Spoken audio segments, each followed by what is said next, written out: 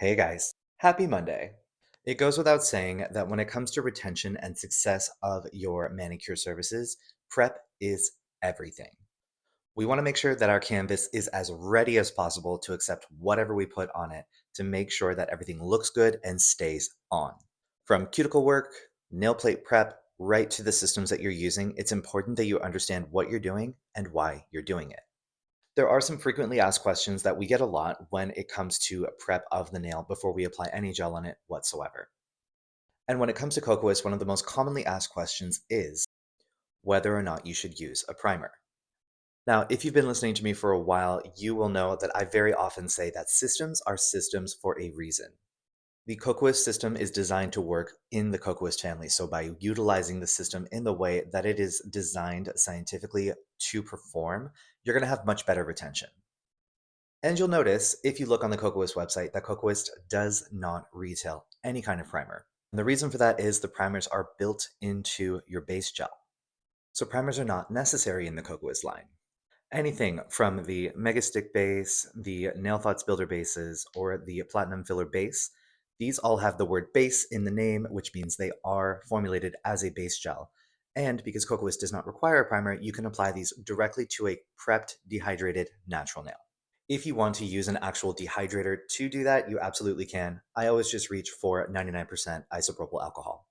I have had many a people in my DMs saying, I'm using these products, I'm using this, but I'm using a primer underneath it, and I'm not experiencing retention in the way that I'm used to, and I don't really know why. And my first recommendation is skip the primer. You're wasting time, you're wasting product, you're wasting money. It just doesn't make sense. Use the system as it's designed to work. If you are using something like the Nail Thoughts Builder base or the Platinum Filler base and you aren't experiencing retention, maybe you're getting lifting and popping off a little bit more than you'd like to see, I do recommend doing a coat of the Megastick base underneath because it's the softest, most flexible, and most highly adhesive product we have in the Cocoa's line. This is my insurance layer. And do note, if you are working with the Excel Builder Clear, remember, this one does not have the word base in the name of it, which means it is not a base coat. So you do need to put that Megastick base underneath. This is a non-negotiable. Another very commonly asked question is whether or not you need to sand the nail either with a hand file or with a sanding band to kind of rough up the surface of the nail before you apply these base gels. And if you look on our website, if you look at the descriptions of these products, or if you've taken our classes and you have that nice textbook, you will see in that writing that it says sanding is optional.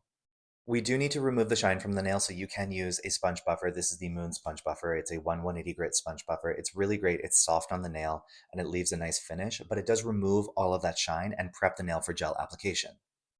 If you do want to use something like a sanding band to just lightly tickle the surface and leave a little bit of texture before you're applying your gel, that's fine if that is your prerogative, especially if you have clients that have oily nails or just clients who have a little bit of trouble with retention.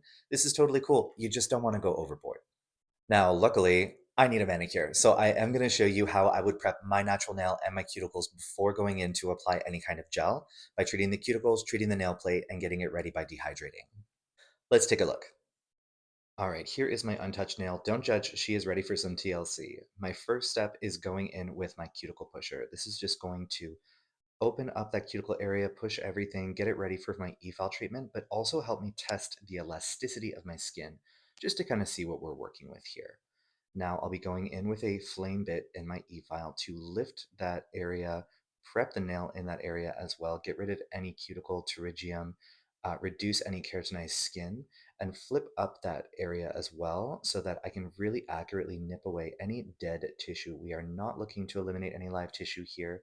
I'm using my pink gold nippers to really accurately clean up anything that is dead so that I'm left with a really, really clean perimeter. Now I'm just going to be going in with my emery board and giving myself a little file. Not a lot of shaping here to do, it's a bit of a short nail, but just to give myself, again, a nice perimeter to work with. And I'm going in with my Moon sponge buffer now just to remove that shine from the natural nail. Now, alternatively, if you want to use a sanding band to abrase the nail a little bit, leave it slightly more texture, you absolutely can. Little tickle motion, it's not going to do a lot of damage if you don't go crazy. This is a great option for clients who have really bad retention issues or especially oily nails. I would do this instead of buffing. Now, as you can see, all I'm doing is wiping away with isopropyl alcohol on a lint-free wipe. And what we want to see is that, boom, shine is gone. That nail is ready. We have a beautiful perimeter. We are good to go. I do think prep work is something that people either panic about or hyper focus on.